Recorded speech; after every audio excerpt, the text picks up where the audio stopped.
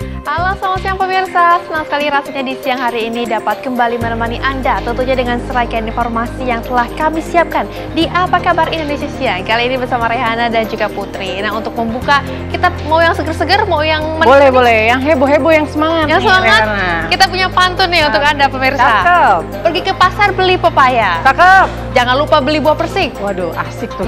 Apa Kabar Indonesia kembali menyapa bersama Putri dan juga Rehana yang manis-manis asik. Saya nggak mau kalah, saya udah siapin juga pantun buat Rehana.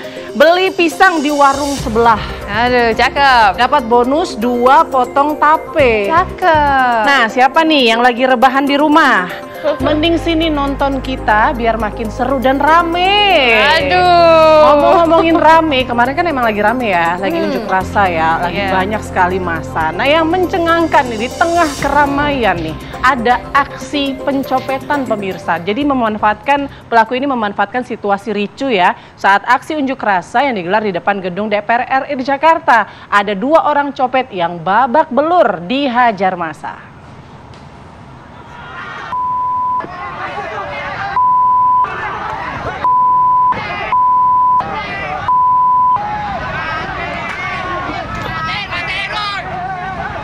Salah satu pelaku yang menjadi bulan-bulanan warga di Jalan Pejompongan Tanah Abang, Jakarta Pusat. Dan beruntung warga lainnya langsung mengamankan pelaku. Warga geram pemirsa lantaran pelaku tertangkap basah saat mencopet telepon genggam milik salah satu pengunjuk rasa. Di lokasi ini warga menangkap 2 orang terduga pelaku pencopetan. Siang hari di tengah keramaian, ini mah copet lagi. Emang cari mati kayaknya.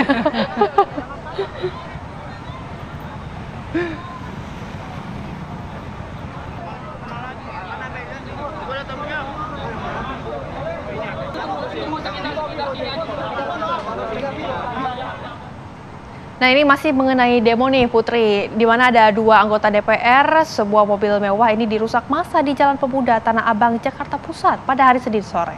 Ya, pengemudi berupaya kabur dengan menghantam separator pembatas jalan. Sementara penumpang panik mencoba keluar namun terus dihujani batu.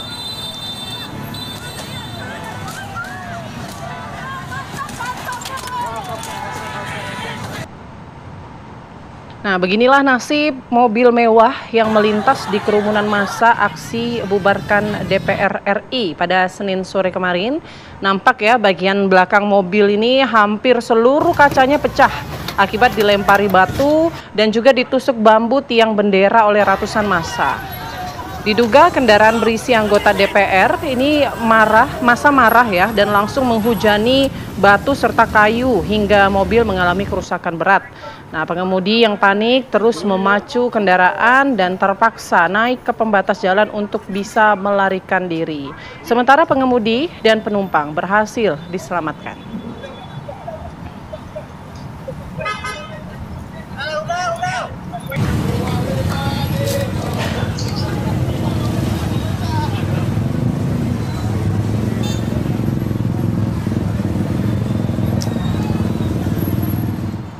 Ya, di tengah aksi unjuk rasa yang digelar di depan gedung MPR DPR Jakarta, kepolisian tak hanya berjaga mengamankan aksi. Nampak juga ya sejumlah personil kepolisian ini membagikan air mineral kepada para pengunjuk rasa sebagai bentuk pengamanan yang mengedepankan sisi humanis.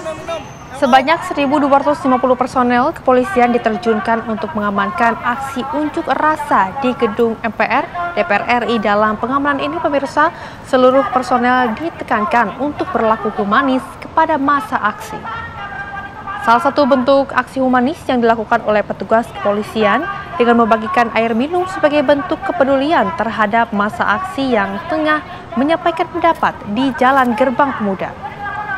Beberapa petugas pun terlihat pemirsa untuk mendekati kerumunan dan membawa 2 dus berisi air mineral dan juga membagikannya kepada massa aksi yang antusias untuk menerimanya.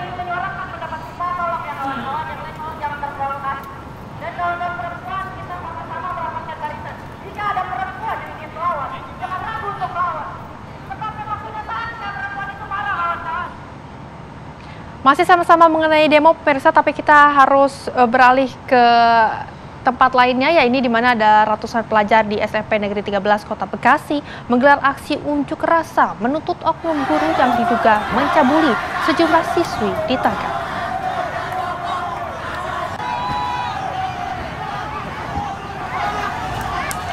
Ya, kita saksikan bersama ya aksi unjuk rasa yang dilakukan oleh para pelajar. Mereka ini geram dengan ulah oknum guru olahraga yang diduga mencabuli lebih dari 5 siswi, pemirsa. Mereka menuntut pelaku berinisial JO ini segera ditangkap. Selain para pelajar, aksi yang berlangsung di depan sekolah ini juga turut dihadiri para orang tua yang diduga menjadi korban pencabulan oknum guru tersebut. Sementara pihak sekolah menyebut terduga pelaku kini sudah dinonaktifkan sebagai wali kelas dan jabatan sebagai pembina OSIS di SMP 13 Kota Bekasi. Proses lebih lanjut, pihak sekolah menyerahkan ke Dinas Pendidikan.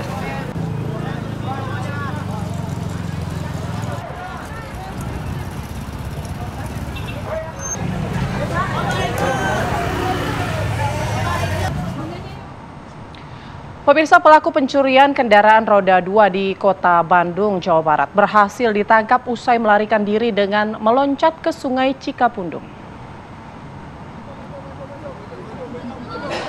Salah satu pelaku curanmor ini ditangkap warga di Jatimulya, Kelurahan Gumuruh, usai loncat ke kali. Sementara itu, pemirsa, satu lagi pelaku berhasil meloloskan diri. Dan untuk mencegah amukan massa, tim Prabu dan Polsek Buah Batu langsung datang ke TKP dan mengamankan pelaku yang sudah babak belur dihajar massa. Pelaku pun berhasil dievakuasi dari sungai dengan menggunakan tali dan langsung dibawa ke Polsek Buah Batu untuk dilakukan penyelidikan lebih lanjut. Dari lokasi kejadian, polisi berhasil menemukan barang bukti kunci letter T yang digunakan pelaku untuk melakukan aksi pencuriannya. Oh, ini magnet. Ini magnetnya. Ini paranti astak. Iya. Astaknya kayak mata astaknya. Pemirsa, Anda harus selalu berwaspada terutama terhadap anak-anak yang bermain layang-layang karena perjalanan kereta cepat Wush terganggu akibat benang layang-layang yang tersangkut di jalur aliran listrik atas atau overhead carry system. Perjalanan kereta cepat Wush dari arah Bandung menuju Halim, Jakarta berhenti mendadak saat sebuah layang-layang tersangkut di atas aliran listrik sehingga menghambat pasokan listrik. Kereta berhenti selama proses pengambilan layang-layang tersebut. KCIC kembali mengimbau masyarakat untuk tidak bermain atau menerbangkan layang-layang di sekitar jalur kereta cepat.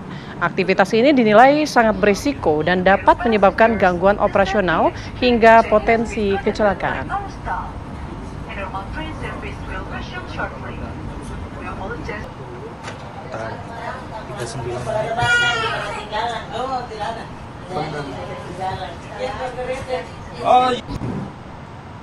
Pemirsa, Universitas Indonesia mengaku telah kecolongan karena telah mengundang akademisi Peter Berkowitz pada orasi ilmiah kegiatan pengenalan sistem akademik program pasca sarjana UI. Peter merupakan keturunan Yahudi yang kerap menyatakan dukungannya terhadap Israel.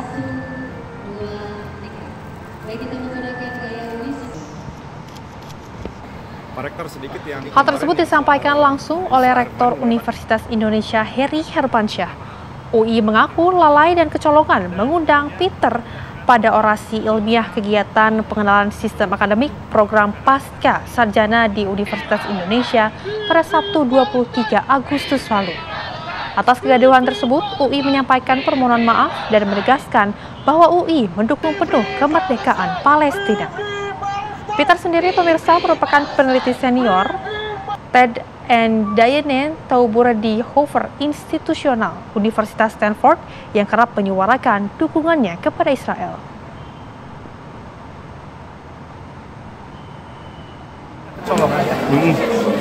Terus gimana, Pak? Ya, kita menegaskan bahwa kita mendukung penuh kemerdekaan Palestina. Seandainya kita dapat informasi urusan Zionis itu sebelum acara, tentunya itu kita delete dari acaranya. Sebenarnya sebelum diundang seperti apa sih, Pak? Jadi konsepnya itu awalnya sebagai research university, jadi kita ada narasumber dari universitas terkemuka di dunia, Stanford, kemudian MIT, akademisi dan praktisi, ya. Kemudian sosial humaniora dan STEM. Sesimpel itu tadinya, dan kita tidak menduga bahwa yang bersangkutan Ke informasi lainnya dari Surabaya, pemirsa, seorang pegawai bank pelaku kekerasan dalam rumah tangga terhadap istrinya resmi ditetapkan sebagai tersangka oleh penyidik unit perlindungan perempuan dan anak Polrestabes Surabaya, Jawa Timur.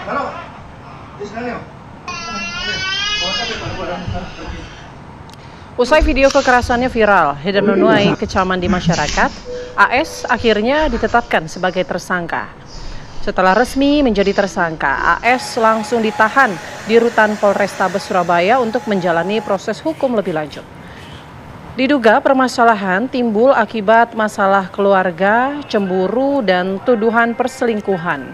Dalam kasus ini, tersangka diancam pasal tentang kekerasan dalam rumah tangga, dan saat ini korban sedang diperiksa secara psikis di dokter psikiater.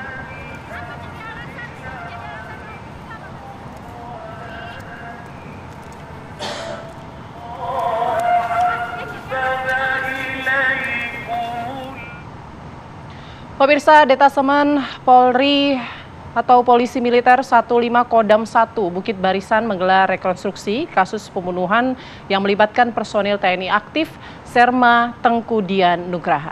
Ketika rekonstruksi selesai, pemirsa, Serma Dian Nugraha sempat mengacungkan jari tengah yang membuat keluarga korban semakin marah.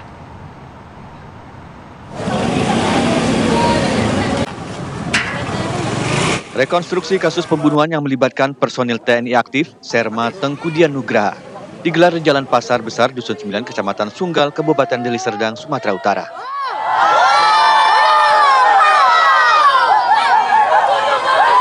Ada 8 adegan diperagakan tersangka saat menghabisi nyawa sang istri dengan menggunakan sangkur M16 miliknya. Penikaman dan penusukan yang dilakukan tersangka terdapat pada adegan ketiga.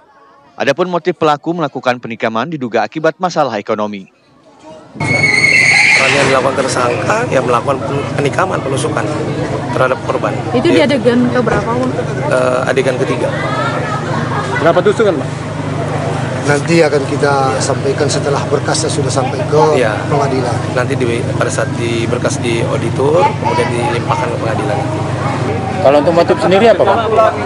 Sampai dengan saat ini motifnya ya ekonomi. Bang, apakah ada ditemukan alat bukti baru, Bang, dari adegan yang dilakukan pada hari ini? Sampai dengan saat ini tidak ada. Keluarga korban berteriak histeris saat rekonstruksi berlangsung. Ironisnya, saat akan dibawa meninggalkan lokasi rekonstruksi, Serma Dian Nugraha sempat mengacungkan jari tengahnya kepada keluarga korban. Momen ini membuat keluarga korban semakin marah lantaran tersangka tidak menyesali perbuatannya. Ini kan ada sempat reaksi dari tersangka, Bang, mengacungkan jari tengah, Bang. Itu seperti apa, Bang? Oh iya, tadi saat terakhir dia mau keluar, saya berteriak, dia sempat mengacungkan jari begini. Itu kan pertanda bahwasannya reaksi dia tidak ada sedikit pun penyesalan di sini.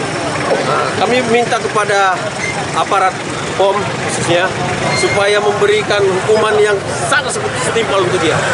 Karena sedikit pun penyesalan nggak ada dari dia. Harapan keluarga apa, Bang? Harapan keluarga dia dihukum mati. Insiden pembunuhan yang dilakukan Serma Dian Nugraha terhadap istrinya, Asri Agustina Yolanda, terjadi pada 23 Juli 2025 lalu. Korban tewas dengan luka tusuk di bagian leher, kening, dan bahu.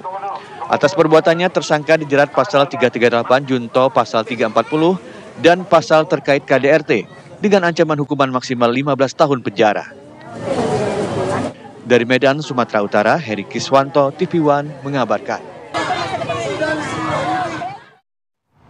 Pemirsa, setelah tersangka pembunuhan ini ditangkap, di mana keluarga almarhum Putri Apriani yakin dan juga berharap hukuman setimpal bisa diberikan pada Bribda Alfian Sinaga. Ya, keluarga korban mengecam keras tindakan keji tersangka yang berujung hilangnya nyawa Putri Apriani.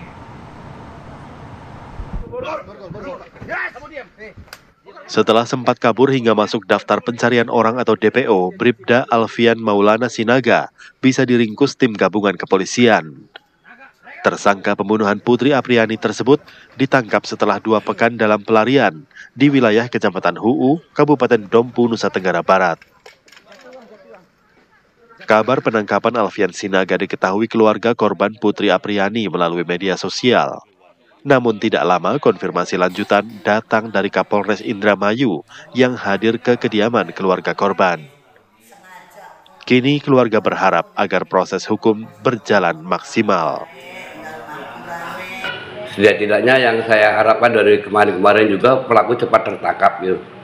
Adapun masalah proses hukum ikuti hukum yang berlaku aja. Dan saya juga berharap pelaku dihukum dengan seberat-beratnya ya, karena melakukan pembunuhan gitu Pak. Itu aja. Berarti pihak keluarga berharap pelaku dihukum ya? Ya seberat-beratnya ya, sesuai dengan apa yang dia lakukan gitu. Putri Apriani 24 tahun Sabtu siang 9 Agustus lalu ditemukan tak bernyawa dalam kamar kos di Desa Singgajaya, Indramayu dengan luka bakar di sekujur tubuh. Kecurigaan mengarah pada Bribda Alfian Sinaga yang juga pacar korban setelah ditemukan ponsel dan sepeda motor oknum polisi tersebut dalam kamar indekos korban. Dari Indramayu, Jawa Barat, Opih Riharjo, TV One mengabarkan. Nah, pemirsa yang lagi rame nih di sosial media ya, pasti Rehana juga ngeh nih sama berita ini. Nggak ada hujan, nggak ada angin, tiba-tiba pasangan Pratama Arhan dan Aziza Salsa ternyata sudah resmi bercerai. Nah, informasi selengkapnya akan kami hadirkan usai jeda berikut, tetap bersama kami. Kembali bersama kami pemirsa di Apa Kabar Indonesia Siang, dan di segmen ini kita akan hadirkan informasi-informasi viral. Kita punya informasi yang pertama pemirsa, ada kabar yang mengejutkan dari pasangan Pratama Arhan serta Aziza Salsa. Biduk rumah tangga pasangan yang menikah pada 20 Agustus 2023 ini berakhir di Pengadilan Agama Tiga Raksa, Banten pada 25 Agustus kemarin. Ya, lalu apa yang membuat pasangan pesepak bola dan selebgram ini bercerai?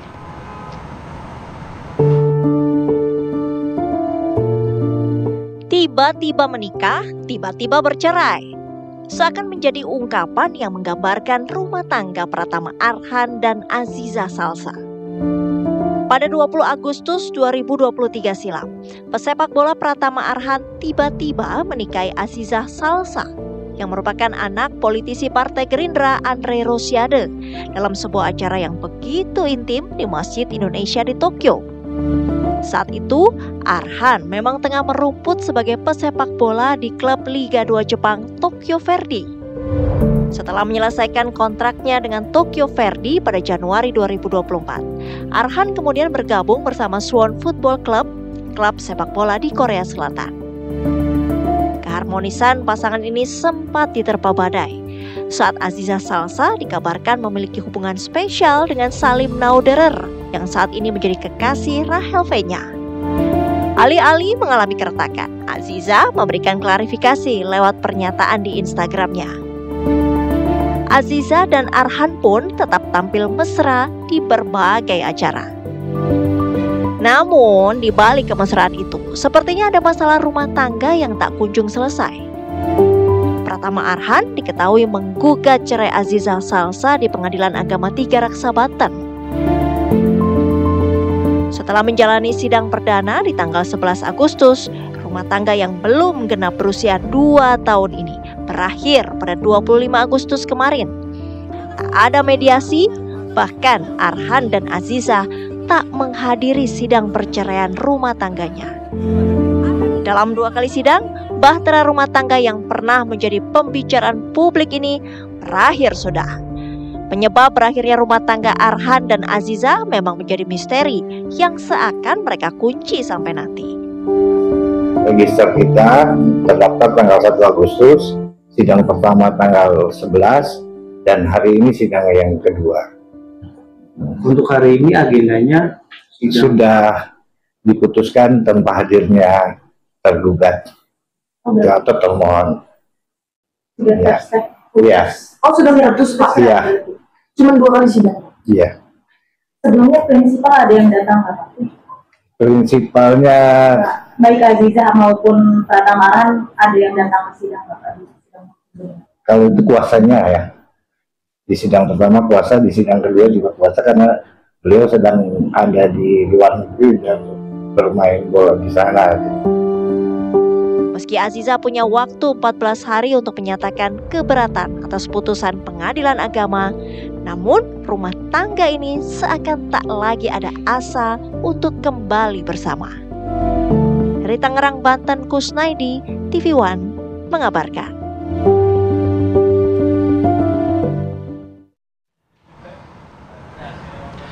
Pemirsa, dampak aksi unjuk rasa menentang tunjangan fantastis anggota DPR ternyata juga dirasakan ya oleh anggota Celebrity Football Club yang tengah bermain sepak bola di lapangan Senayan. Saat bermain sepak bola, mereka merasakan mata perih akibat gas air mata yang tercium hingga area GBK Senayan.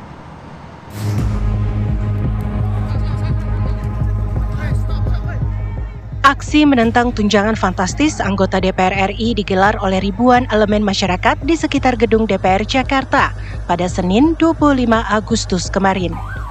Dalam aksi unjuk rasa itu, aparat keamanan sempat mengeluarkan gas air mata untuk menghalau kericuhan yang terjadi.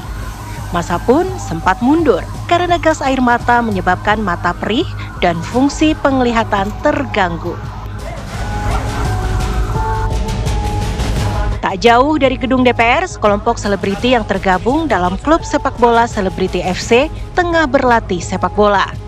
Mereka pun merasakan dampak dari gas air mata ini. Dengan mata perih, latihan sempat terganggu. Mereka pun mengoleskan pasta gigi di bawah mata untuk meminimalisir dampak gas air mata. Guys, kita lagi main bola di lapangan C di Senayan. Lihat ada, ini kita pakai odol nih di mata karena di dekat kita sedang terjadi demo di MPR DPR, jadi kena asap gas air mata. Perih banget dari tadi main. Mudah-mudahan teman-teman semuanya yang demo juga bisa demo dengan tertib ya. Semua aspirasi bisa disampaikan dengan baik. Dan pemerintah juga bisa menerima demo dengan baik supaya kita semuanya wow, sedang ditembakkan lagi gas air matanya guys. Mudah-mudahan semuanya aman-aman. Yang penting guys, main di lapangan ABC Senayan, kedengaran langsung tembakan gas air mata dari polisi dan bukan main, gasnya sampai lapangan dan muka tuh berasa perih banget, kayak kebakar, mata juga kebakar. Nih kalian bisa lihat sampai ini berdebu semua nih. Ini gara-gara gas air mata yang lagi pada demo di sana. Tim TV One mengabarkan. Pemirsa, Komisi Pemberantasan Korupsi atau KPK akan kembali memanggil Ridwan Kamil untuk mengonfirmasi pernyataan Lisa Mariana terkait aliran dana korupsi BJB yang diterimanya. KPK akan memanggil kembali mantan Gubernur Jawa Barat tersebut untuk mendalami keterangannya. Yang bersangkutan kita minta keterangan terlebih dahulu adalah merupakan langkah awal atau persiapan. Kita juga akan meminta keterangan kepada saudara RK tentunya. Gitu. Jadi kita harus mempersiapkan keterangan-keterangan dan yang lain-lainnya yang terkait dengan yang bersangkutan. Gitu, ya. Keterangan terkait dengan barang-barang yang disita dari rumahnya dan lain-lainnya itu sudah kita peroleh. Nah, kemudian ada informasi bahwa juga diduga ada aliran kepada saudara LM ini. Makanya penyidik memanggil saudara LM untuk dikonfirmasi kebenarannya seperti itu. Nanti ini kan baru sebelah pihak nih dari saudara LM, kita akan konfirmasi juga kepada saudara RK. Nah itu. Pemirsa, ternyata bukan penyanyi dangdut dan juga DJ saja nih yang disawer, karena saat manggung juga Vidi Aldiano baru-baru ini mendapat saweran dari sejumlah penonton emak-emak. Ya, lantas akan dibuat apakah kira-kira uang saweran yang didapat Vidi ini?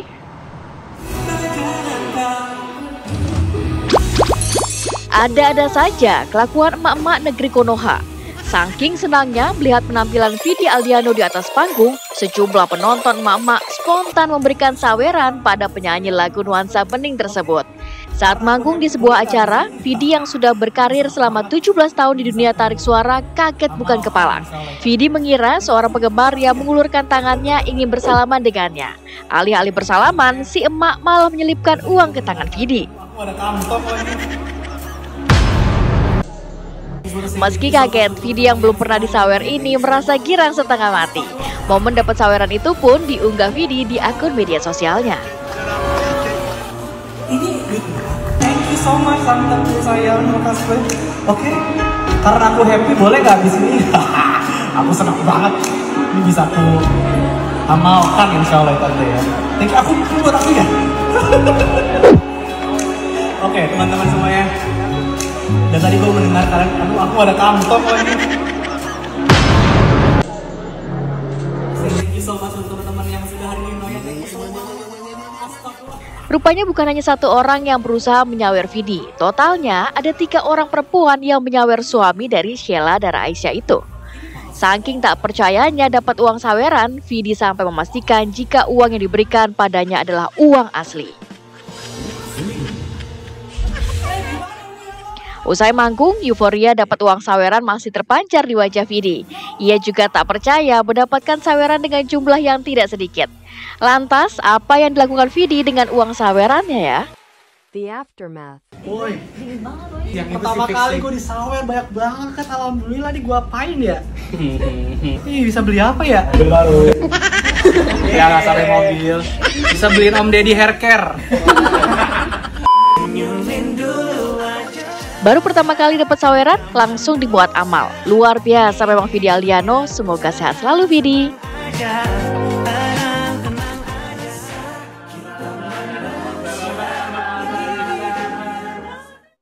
Ya, kita beralih ke informasi dari aksi heroik pemadam kebakaran pemirsa. Tim rescue Damkar Sopeng menangkap dan mengevakuasi seekor ular kobra yang berada di bawah kolong rumah warga di daerah Tompu, Desa Watu Toa, Kecamatan Maroriwawo, Kabupaten Sopeng, Sulawesi Selatan.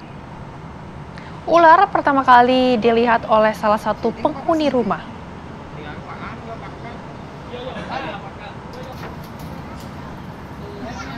Ular tersebut masuk ke dalam tumpukan kayu di bawah kolong rumahnya karena takut pemilik rumah ini menghubungi kantor damkar, dan tak lama kemudian anggota damkar yang tiba di lokasi langsung mencari ular tersebut.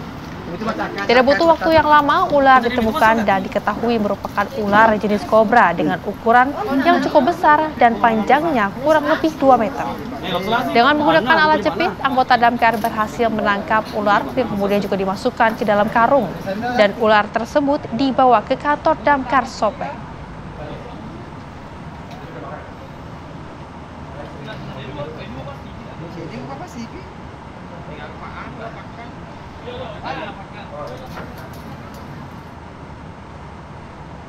Beralih ke informasi lainnya, pemirsa, seorang imam masjid ditusuk saat melakukan ataupun memimpin sholat subuh berjamaah di Masjid Baitur Rahman, Tompira, Kecamatan Petasia Timur, Kabupaten Morowali Utara, Sulawesi Tengah.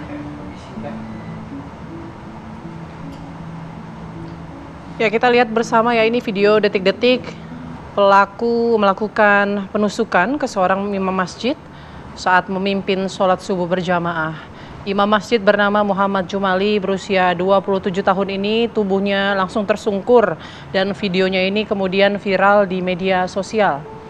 Aksi penusukan sempat rekam kamera CCTV. Dalam video terlihat ya saat Jumali hendak rukuk, tiba-tiba seorang pria menggunakan pakaian gamis dan peci mendekati Jumali sambil membawa badik dan menusuk perut Jumali di sebelah kanan.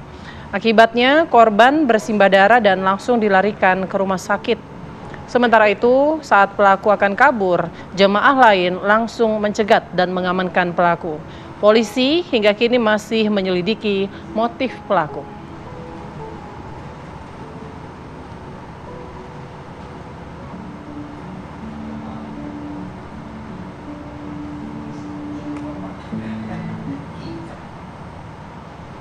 Pemirsa, seorang siswi SMU di Sukabumi, Jawa Barat ditampar oleh guru gara-gara istri guru tersebut melihat di media sosial bersuah foto selfie dengan seorang siswi di sekolah. Istri guru tersebut pemirsa tidak terima dengan adanya foto selfie yang menjadi viral di media sosial. Viral di media sosial, sejumlah murid sekolah dasar negeri Cicurug, Kabupaten Sukabumi melakukan aksi unjuk rasa di halaman sekolah. Siswa dari berbagai jenis kelas ini menuntut oknum guru pelaku perundungan segera dimutasikan dan meminta maaf secara terbuka. Para pelajar mengadakan unjuk rasa ini berawal dari kasus salah seorang siswi ditampar oleh guru dan diancam drop out sekaligus bersama ketua kelasnya. Sementara itu, pihak sekolah sudah memberikan sanksi terhadap guru tersebut dengan menonaktifkan kegiatan mengajar di sekolah. Sementara, siswi tersebut masih didampingi psikologi oleh pihak Komisi Perlindungan Anak Kabupaten Sukabumi.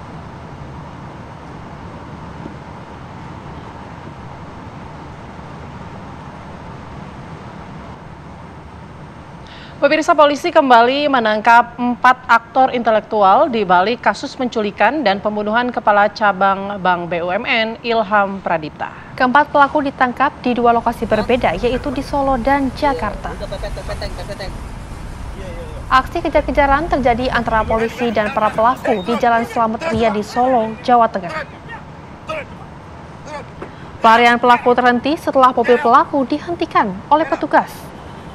Dan dalam penangkapan ini, 3 pelaku berinisial DJ, YH, dan AA berhasil ditangkap. Mereka kemudian dibawa ke Jakarta untuk pemeriksaan lebih lanjut di Polda Metro Jaya. Selain di Solo, Jawa Tengah, polisi juga menangkap 1 pelaku lainnya berinisial C di wilayah Pantai Indah Kapuk, Jakarta Utara. Saat ini para pelaku tengah menjalani pemeriksaan untuk digali mengenai kronologi dan juga motif pembunuhan. Sebelumnya, pemirsa, polisi juga telah menangkap 4 pelaku eksekutor penculikan pada pekan lalu dan kini total sudah 8 orang ditangkap yang terlibat dalam tewasnya Ilham Pradipta.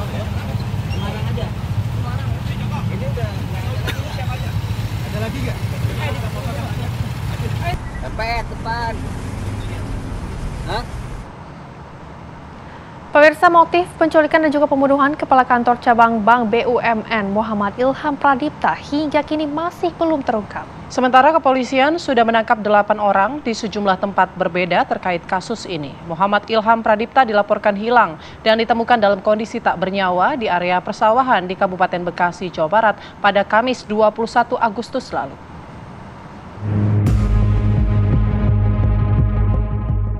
Kepala Kantor Cabang Bank BUMN Muhammad Ilham Pradipta diculik di parkiran sebuah pusat perbelanjaan di Jalan TB Simatupang, Pasar Bo, Jakarta Timur pada Rabu sore 20 Agustus 2025. Dalam rekaman CCTV, korban dihampiri 3 orang pria tidak dikenal saat hendak masuk ke mobilnya. Ketiga orang itu memaksa korban masuk ke dalam minibus warna putih yang terparkir di samping mobil korban.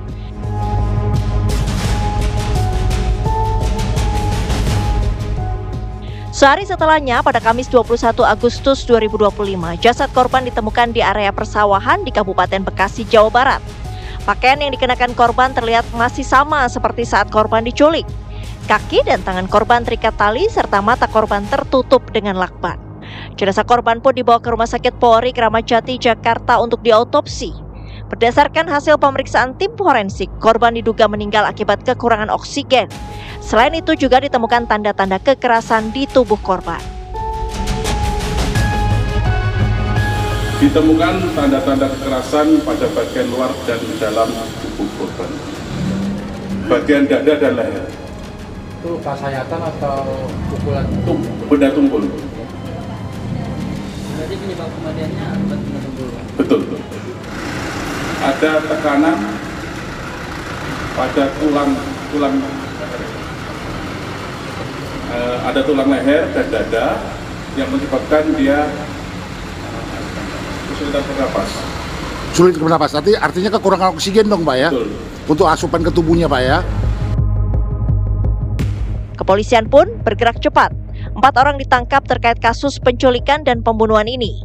3 terduga pelaku terkait kematian Muhammad Ilham Pradipta yakni AT, RS, RAH ditangkap di kawasan Johor Baru, Jakarta Pusat. Sementara seorang pelaku berinisial RW ditangkap petugas Subdit Resmob Dit Reskrimum Polda Metro setelah mendarat di Bandara Nusa Tenggara Timur. Direktur Utama PT Bank Rakyat Indonesia Persero Heri Gunardi menyatakan jika pihaknya tengah menunggu hasil penyelidikan Polri terkait kematian Muhammad Ilham Pradipta. Ia belum bisa berkomentar lebih jauh terkait isu penagihan utang yang ramai dibicarakan publik yang diduga menjadi penyebab kematian korban. Kemudian karyawan yang meninggal itu ya kita sedang lakukan pendalaman ya, kita juga prihatin ya. Sepertinya diculik, saya lihat di videonya itu diculik dari mobil gitu. Jadi dari mobil, masukin mobil terus dibawa, atau meninggal tadi pagi. Nah kita sedang, apakah itu ada kaitan dengan penagihan, collection atau gimana, ini kita belum dapat. Polisi sedang melakukan pendalaman untuk itu. Nanti kalau ada berita positif nanti akan kami update. Mungkin itu. Sementara keluarga berharap kasus pembunuhan kepala kantor cabang Bank BUMN ini ditangani dengan cepat dan motif dari penculikan dan pembunuhan segera terungkap. Sampai tuntas sih, cepat nangkap pelaku, terus ketahuan motifnya apa, otaknya apa. Karena kan selama ini kita masih bertanya-tanya, kenapa bisa suami saya yang kata orangnya baik, kok bisa diperlakukan tidak baik gitu. Hingga kini penyidikan terhadap kasus ini terus bergulir di kepolisian. Terbaru, polisi menangkap 4 orang pelaku lainnya yang diduga berperan sebagai aktor intelektual kasus ini. Sementara dalang dari kasus penculikan dan pembunuhan ini masih misteri. Tim TV One mengabarkan.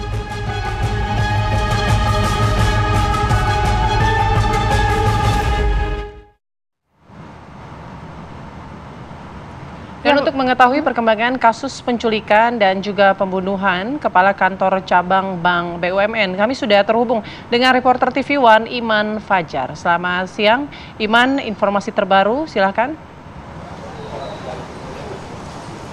Ya, selamat siang Putri dan juga pemirsa. Hingga saat ini penyidik dari Polda Metro Jaya masih terus melakukan pemeriksaan secara intensif terhadap tersangka-tersangka yang sebelumnya sudah ditangkap oleh Direskrimum Polda Metro Jaya.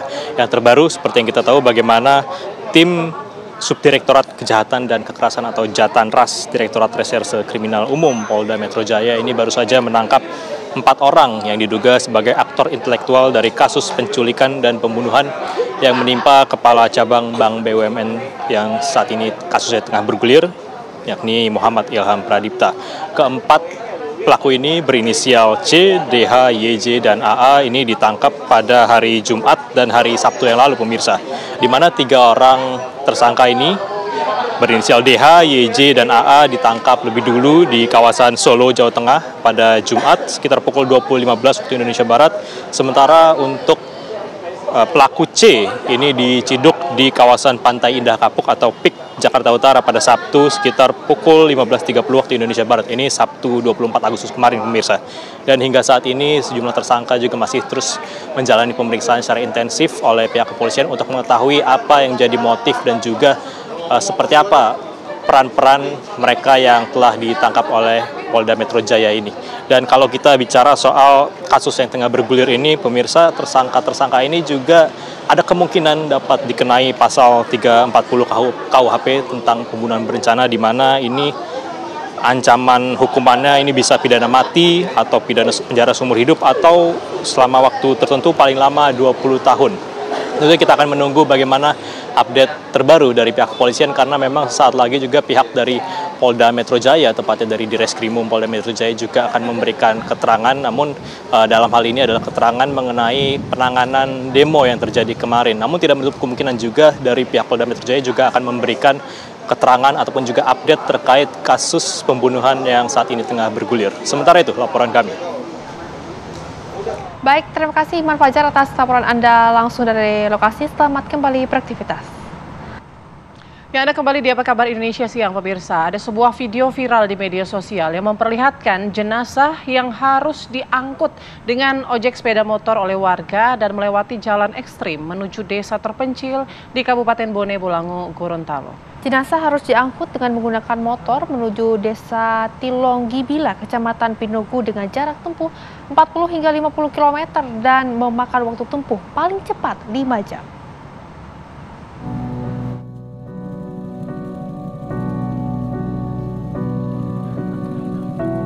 Warga membawa mayat yang baru meninggal dari Rumah Sakit Toto ke rumahnya yang berada di Desa Tilongkipila, Kecamatan Pinoku, Kabupaten Bone Bolango, Gorontalo, viral di media sosial. Dalam video tersebut, mayat terlihat dibawa ke rumah duka dengan menggunakan sebuah sepeda motor yang telah dimodifikasi. Jenazah ini akan dibawa ke rumah duka yang berada di desa terpencil yang harus melewati Taman Nasional Bokani Nani Wartabone. Perjalanan membawa jenazah ke rumah duka ini memakan waktu paling cepat 5 jam dan berjarak kurang lebih 40 km dengan kondisi jalan yang ekstrim. Jalan yang dilalui berupa tanah becek yang sebagian sudah tergerus ban motor sehingga membentuk lubang dalam yang memanjang. Sesampai di Desa Tilongkipila, jenazah langsung disambut isak tangis keluarganya. Untuk menurunkan jenazah pun sejumlah kerabatnya harus membuka beberapa ikatan tali. Pihak pemerintah Bone Bolango sendiri sudah menyarankan agar jenazah untuk dikebumikan di wilayah terdekat. Akan tetapi keluarga memaksa untuk membawa pulang jenazah ke kampung halamannya di Pinoku. Kalau ke sana tidak ada kendaraan. Ya, ada rumah sakit, ada 2 di sini. Di sana ada ambulans. Tapi tidak bisa dimanfaatkan ambulans. Kenapa? Jalan ke sini sampai di Pinoku itu kurang lebih 40-50 kilo. Dan ada beberapa jembatan yang dilalui. Kondisi jalannya seperti apa? Nah, jalan yang ada hanya bisa dilalui kendaraan motor. Foto tidak bisa sama sekali. Upaya membuka akses jalan sudah pernah diajukan di Kementerian Kehutanan, namun berbenturan dengan kawasan Taman Nasional Bokani Nani Wartabone. Kejadian ini bukan pertama kali dialami warga Kecamatan Pinoku. Sebelumnya juga sering terjadi kejadian serupa, yaitu berangkat berobat ke rumah sakit naik motor dan pulang dalam kondisi meninggal dunia melalui jalan yang sama. Dari Gorontalo, Kadek Sugiyarta, TV One mengabarkan.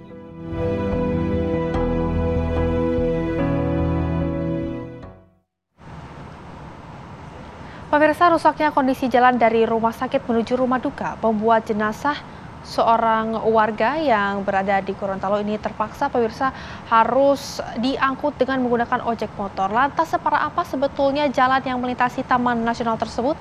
Kami sudah terhubung dengan Camat Ponogu, Bapak Ayes Palangi. Selamat siang, Pak. Selamat siang. Baik, Pak Ayes, kami turut berduka cita dengan apa yang terjadi di sana, Pak. Mungkin ini bisa dijelaskan kondisi jalan tersebut sudah berapa lama rusak, Pak? Baik, terima kasih. Jadi Kecamatan Pinoku merupakan bagian dari daerah Kabupaten Bone Bolango yang letaknya di tengah hutan Taman Nasional Bokani Nani Wartabone. Kecamatan Pinoku dengan luas wilayah 406,78 km bujur sangkar dengan jumlah penduduk 3.000-an jiwa. Terkait dengan akses jalan menuju Kecamatan Pinoku, ini memang selalu menjadi keluhan bagi warga masyarakat Kecamatan Pinoku khususnya, di mana akses jalan yang sangat sulit dilalui. Baik jalan rusak parah, kemudian melewati hutan, jurang yang sangat tinggi, dan apalagi di saat musim hujan sekarang ini memang jalan berbecek, terjadi beberapa longsor sehingga ini menjadi kendala bagi masyarakat untuk melintasi jalan tersebut. Dan kejadian kemarin jenazah yang diangkut itu memang tidak hanya kali ini saja, memang sudah berulang kali, sudah beberapa kali dari zaman kemarin. Ini apabila ada masyarakat Pinoku yang mengalami sakit, kemudian dirujuk di rumah sakit yang berada di kota dan meninggal, itu oleh pihak keluarga dikebumikan di Kecamatan Pinoku. Sehingga alternatif yang dilakukan itu ada 2. Ditandu dan juga diangkut lewat ojek. Nah, kejadian kemarin salah seorang warga masyarakat Desa Tilongkipila, Kecamatan Pinoku, Munandar Samania, meninggal di rumah sakit Toto dan diangkut lewat ojek dengan menggunakan kain yang diikat, kemudian disandarkan di pengendara ojek. Karena memang kondisi jalan di Kecamatan Pinogo sangat ekstrim, yang tidak bisa lalui oleh kendaraan roda 4, sehingga jalan salah satunya diangkut melalui motor ojek yang sudah dimodifikasi. Gitu, Mbak. Baik. Pak Ais, tadi kan Bapak menyampaikan ya sudah berulang kali yang sakit, begitu juga ada kondisi ini juga sudah beberapa tahun begitu ya Pak. Pernah ada perbaikan nggak sih dari pemerintah untuk kondisi di sana? Iya, pemerintah dalam hal ini Kabupaten Bonemolango sudah melakukan langkah-langkah dan upaya dalam hal perbaikan jalan. Bahkan masyarakat juga pun sudah berulang kali melakukan dengan gotong royong kerjasama melakukan perbaikan jalan, akan tetapi dengan kondisi jalan melewati hutan kemudian sering terjadi longsor sehingga perbaikan tersebut tidak bertahan lama, Mbak. Oke.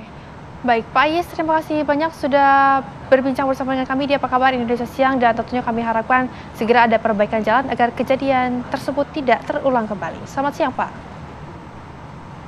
Selamat siang. Baik, kita ke informasi selanjutnya pemirsa, informasi dari Kamar Dagang dan Industri Kadin Indonesia yang bekerja sama dengan pemerintah Provinsi Sulawesi Tenggara menggelar gerakan pangan murah di pelataran XMTQ Kota Kendari, Sulawesi Tenggara.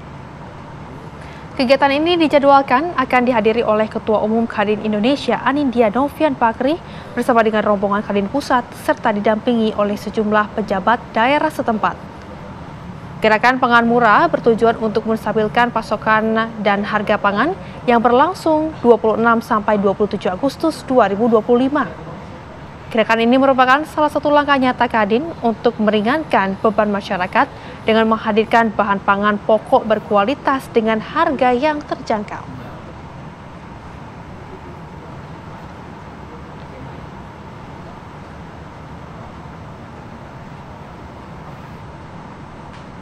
Pemirsa, Kamar Dagang dan Industri Kadin Indonesia bekerjasama dengan pemerintah Provinsi Sulawesi Tenggara menggelar gerakan pangan murah di pelataran XMTQ Kota Kendari, Sulawesi Tenggara. Informasi selengkapnya akan disampaikan oleh Erdika Muktir dari Kendari, Sulawesi Tenggara. Selamat siang Erdika, silakan.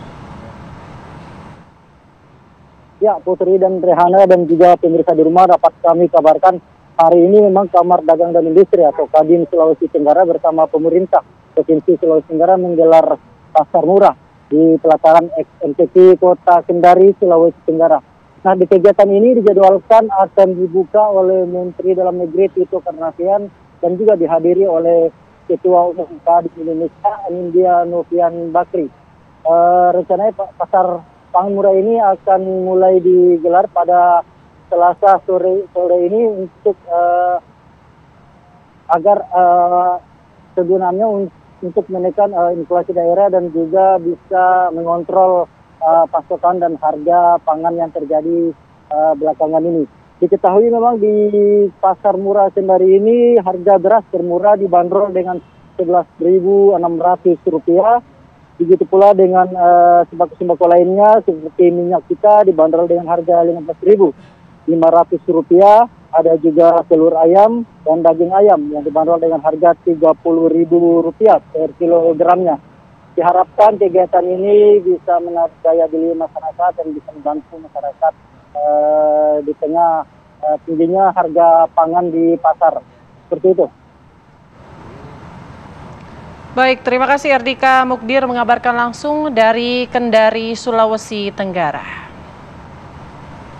Kembali di Apa Kabar Indonesia Siang, pemirsa, mobil dinas milik Kapolres Mandailing Natal AKBP Ari Sofandi Palo menabrak seorang siswi sekolah menengah atas hingga tewas di Jalan Lintas Sumatera, tepatnya di Jalan Lidang, Mandailing Natal, Sumatera Utara. Mobil dengan plat nomor BB814RR ini diketahui dikemudikan oleh Bribda AK, sopir pribadi Kapolres Mandailing Natal.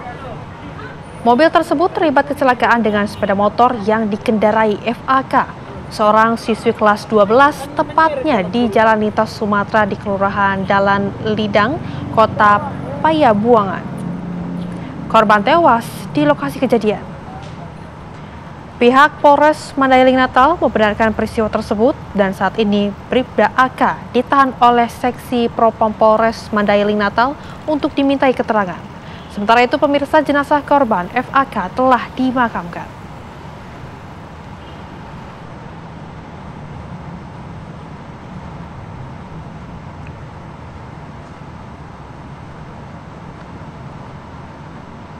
Dan pemirsa, untuk mengetahui bagaimana kasus penabrakan seorang siswi di Mandailing Natal, kami sudah terhubung dengan Kapolres Mandailing Natal, AKBP Ari Sofandi Paloh. Selamat siang, Pak.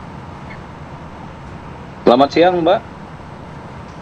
Baik, Pak, ini bisa dijelaskan bagaimana kronologi dari kejadian ini? Silakan, Pak.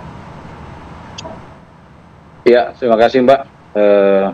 Sebelumnya saya mengucapkan turut berbelasungkawa, turut berduka cita kepada almarhumah, keluarga almarhumah, yaitu ananda kita Fatia. Jadi sedikit pada saat kejadian itu hari Minggu. Kebetulan hari Minggu setelah olahraga pagi saya sedang menuju kantor, sedang di kantor. Kemudian pada pukul 10 kurang lebih dari driver dari kediaman menyusul saya untuk menjemput. Pada saat di perjalanan kurang lebih 750 meter dari kediaman terjadi tabrakan dengan ananda almarhum. Ananda dengan mengendarai sepeda motor berusaha untuk menyeberang atau berlawanan arah dari arah kendaraan dinas yang dikendarai oleh driver saya. Sehingga pada saat ada upaya untuk menghindar, namun dari hasil olah TKP masih terkena. Jadi perkenaannya bumper sebelah kanan masih mengenai sepeda motor dari korban. Dan dari upaya menghindar, kendaraan dinas, mobil dinas Kapolres menabrak sebuah warung, sekaligus menabrak pohon di situ. Jadi setelah itu dari driver kita langsung mengamankan, membawa korban langsung menuju rumah sakit umum dan menghubungi saya. Pada saat kejadian, almarhum korban masih dalam posisi sadar, patah pada tangan dan kaki. Kemudian selang beberapa waktu, pada saat kami kembali untuk melaporkan ke unit laka, dikabarkan almarhum meninggal dunia dan dibawa ke kediaman. Saat itu kami langsung melayat korban di rumah kediaman sampai dengan kemarin kami mengantarkan sampai ke peristirahatan terakhir. Demikian, Mbak.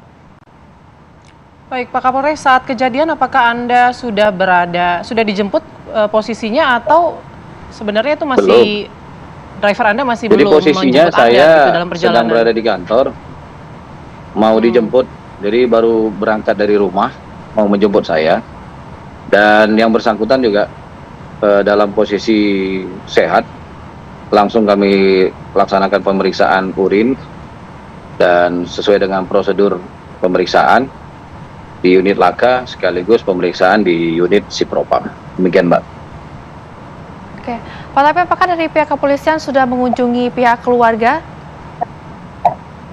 Langsung. Jadi pada kejadian antara pengemudi mobil, driver saya langsung bertemu pihak keluarga pada saat di rumah sakit. Jadi pada saat di rumah sakit, karena yang pada saat kejadian posisi driver sadar, langsung mengangkat korban, menghubungi ambulan. Pada saat itu ada kebetulan ambulan di sekitar lokasi di Hotel Rindang, langsung berangkat menuju Rumah Sakit Umum Penyambungan. Sehingga dari pengemudi sudah bertemu langsung dengan pihak korban, dan saya sendiri sampai tadi malam kami selalu bersama dari orang tua dari almarhum Ananda Fatia. Ya, Pak Ari, kondisi mobilnya ini kan kalau kita lihat cukup parah juga ya, rusaknya di bagian depan begitu ya. Hasil penyelidikannya, apakah memang pengemudi ini mengendara dalam kecepatan tinggi, terburu-burukah atau mengantuk mungkin, Pak? Sedikit saya jelaskan, Mbak. Jadi posisinya itu pagi hari jam 10. Jadi kalau dibilang mengantuk ya sudah, karena tadi malam istirahatnya juga cukup waktu jam 10 juga. Jadi posisinya adalah kerusakan mobil tersebut karena menabrak warung untuk berusaha menghindar, bukan nabrak sepeda motor.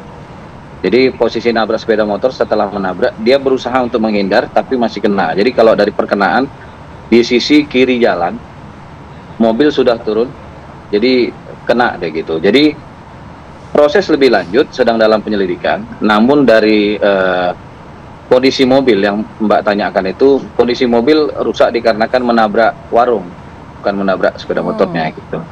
Jadi kalau menabrak sepeda motor, dialihkan ke kiri menabrak sebuah warung.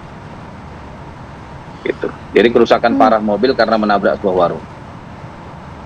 Oke, artinya kerusakan menabrak sebuah warung begitu Pak. Lantas langkah hukum apa yang telah dilakukan kepada sopir saat ini Pak?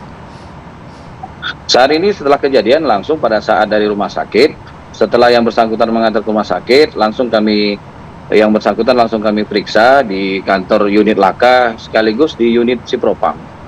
Karena untuk di unit Laka memastikan kejadiannya seperti apa. Karena sampai sekarang kita ini tidak menyaksikan langsung, jadi sekarang mengumpulkan saksi seperti apa kejadiannya dari titik tabrak dan segala macam. Jadi tadi itu hanya informasi awal, sampai sekarang ini masih dalam tahap penyelidikan gitu Mbak. Jadi sekarang sudah kita periksa urinnya, negatif hasilnya, periksa kesehatannya, periksa pada saat kondisi membawa pada saat langsung setelah kejadian sudah kita periksa dari pihak rumah sakit yang bersangkutan dalam kondisi sehat. Demikian Mbak. Oke, baik. Terima kasih banyak informasinya. AKBP Ari Sofandi Paloh, Kapolres Mandailing, Natal, Sumatera Utara. Terima kasih Pak sudah bergabung bersama kami. Ya, terima kasih Mbak. Pemirsa, sehari menjelang malam puncak penghargaan Ahmad Bakri, para penerima penghargaan hari ini bertemu dengan keluarga besar Bakri dalam kegiatan ramah tamah. Tradisi pertemuan ini pemirsa rutin digelar setiap tahun sebagai rangkaian menuju penganugerahan yang akan berlangsung besok malam di Taman Ismail Marzuki. Penghargaan Ahmad Bakri atau PAB telah menjadi bentuk apresiasi terhadap karya pemikiran, keilmuan, dan kebudayaan yang memberi kontribusi nyata bagi bangsa. Kategori penghargaan akan diberikan diantaranya adalah pemikiran sosial, kesehatan, seni, dan juga budaya, sains dan teknologi, serta penghargaan khusus. Di Indonesia, penghargaan Ahmad Bakri hadir sebagai wadah penghormatan kepada individu maupun lembaga yang melahirkan karya berharga bagi kemajuan negeri. Sejak pertama kali digelar pada tahun 2003, penghargaan ini dipersembahkan oleh keluarga Bakri melalui program Bakri untuk Negeri bekerjasama dengan Freedom Institute dan FIFA Group. Pertama-tama marilah kita panjatkan puji syukur kehadirat Tuhan Yang Maha Esa karena diizinkan saya juga. Pemirsa, seorang oknum dokter di RSUD Abdul Muluk, Bandar Lampung dilaporkan ke polisi karena diduga lakukan pungli yang menyebabkan pasien hingga meninggal dunia. Orang tua Alicia Erina Putri, pasien BPJS berusia 2 bulan yang meninggal dunia, melaporkan oknum dokter ke polisi. Mereka menyatakan jadi korban pungli 8 juta rupiah oleh dokter yang merawat korban dengan alasan pembelian alat medis yang tidak ditanggung BPJS. Uang tersebut dikirim ke rekening pribadi dokter yang akan mengoperasi korban. Korban meninggal dunia pada 19 Agustus 2025 setelah menjalani operasi akibat menderita penyakit Hirschsprung atau kelainan bawaan lahir yang mempengaruhi usus besar. Korban meninggal setelah beberapa hari menjalani operasi di Rumah Sakit Umum Daerah Abdul Muluk, Bandar Lampung. Meski dokter yang merawat korban telah meminta maaf kepada keluarga, namun laporan polisi tetap berlanjut.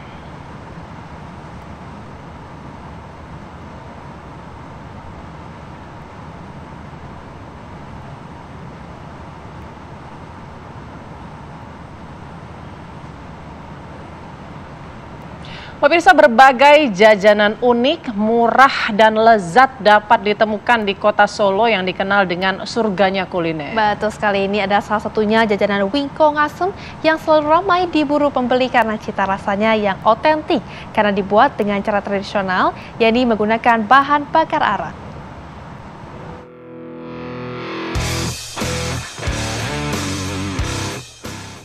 Wingko Ngasem. Kuliner khas Solo ini menjadi salah satu jajanan yang selalu ramai diburu pembeli. Siapapun yang berkunjung di kota Bengawan ini akan merasa kurang jika tidak membeli jajanan khas Pasar Gede yang terbuat dari ketan, gula, dan parutan kelapa. Wingko Ngasem memiliki cita rasa yang khas karena cara pembuatannya yang masih tradisional. Proses pembakaran kue wingko menggunakan anglo, sementara untuk memanggangnya masih menggunakan arang.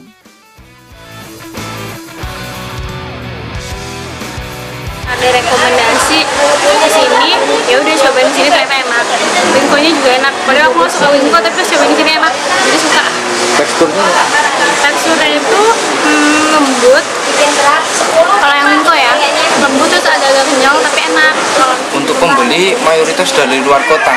Jadi ada yang dari Bandung, dari Jakarta, pada main ke Solo gitu, terus cari oleh-oleh, mampir sini ke Pasar Gede Solo.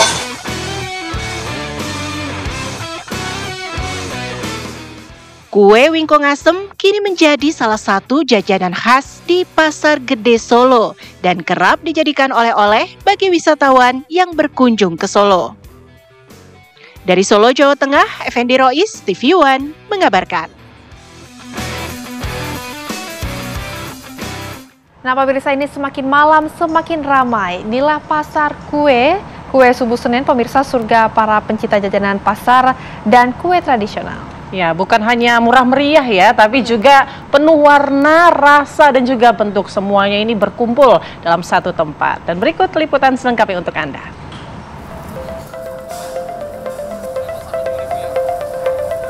Selalu jadi primadona, pilihan bagi pecinta jajanan pasar dan kue tradisional.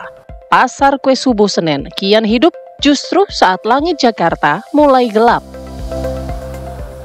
Ya pemirsa, hari boleh gelap nih, tapi saya akan mengajak Anda untuk berkeliling menikmati salah satu destinasi kuliner Jakarta yang mana khususnya bagi para pecinta kue tradisional, yaitu Pasar Kue Subuh Senen, untuk menikmati berbagai macam ragam bentuk, warna, dan rasa kue tradisional yang ada di sini. Yuk ikuti saya.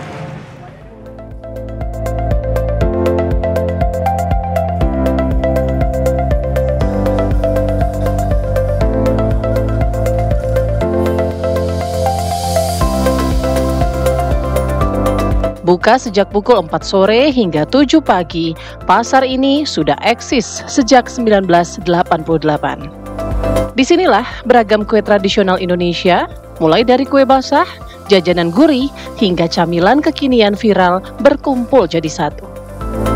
Mayoritas pedagang menjajakan lebih dari 3 macam makanan dengan harga yang tetap ramah di kantong. Kalau saya di sini baru 2 tahun, cuman ini saudara udah lama. Dari zamannya sebelum gedung ini udah jualan. Biasanya jualannya dari jam berapa sampai jam berapa? Dari jam 4 sampai jam 7 pagi udah mentok gitu. Iya. Ya kebanyakan gorengan juga, terus yang kuat 2-3 hari gitu. Tergantung dia kebutuhannya apa kuenya. Ya rata-rata 2.000 umumnya. Rata-rata. Ini lupcup yang lagi viral nih. Sekarang sama mochi. Ini 10.000. Isi 5, ada yang isi 1, ada yang isi 3, kalau yang 3 20.000. Kalau di yang sekarang kan ya nyaman ya, nyaman buat belanja, pengunjung juga nyaman. Banyak kan sih pengunjung. Dari sore itu rame, baik kalau malam Minggu, malam Sabtu, hari-hari libur. Ya lumayan sih, enakan di sini, bersih, nyaman itu. Nah, kayak yang dulu kan agak kotor kan, sekarang kan nyaman, enak, bersih. Jadi pengunjung juga nyaman juga belanja buat pada jalan-jalan sama anak-anak, keluarga. Murah meriah lagi.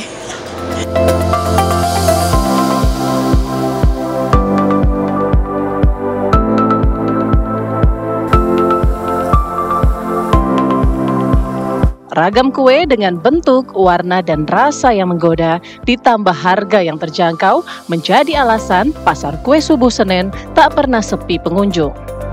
Tak sedikit pembeli datang untuk menjual kembali. Sementara lainnya memburu kue sebagai hidangan acara spesial keluarga. Ibu ke Pasar Senen Subuh ini emang khusus beli buat belanja makan sendiri atau buat acara? Iya. Beli apa aja nih Bu? Kita beli kroket, sama lemper, sama apa dek satu lagi? Asus. Kenapa nih milih beli ke Pasar Senen ini? Enak. Selain enak Bu, terjangkau, murah. Gampang dijangkau juga ya, banyak pilihan gitu loh. banyak pilihan. Kemari emang untuk buat beli makanan sendiri atau untuk acara? Buat sendiri. Itu beli lemper sama ini brownies sama itu. Kenapa nih milih untuk beli makanan jajanan pasar ke Pasar Senen ini? Harganya lebih terjangkau sih, terus juga bisa satuan juga kan, bisa eceran, bisa ituan semuanya. Pilihannya juga banyak? Iya banyak banget. Kalau saya incerannya di dalam, itu ada apa namanya martabak isi ayam, nah itu enak. Terus ini juga saya mau nyari yang begini-begini nih, kue-kue biasanya sih saya belinya. Gitu. Saya emang untuk makan sendiri atau buat acara nih? Makan sendiri aja, buat nyemil, gitu aja. Kenapa kalau misalkan belanja kue kayak gini, jajanan pasar itu ke Pasar Senen? Karena pilihannya banyak, harganya terjangkau, itu sih menurut saya.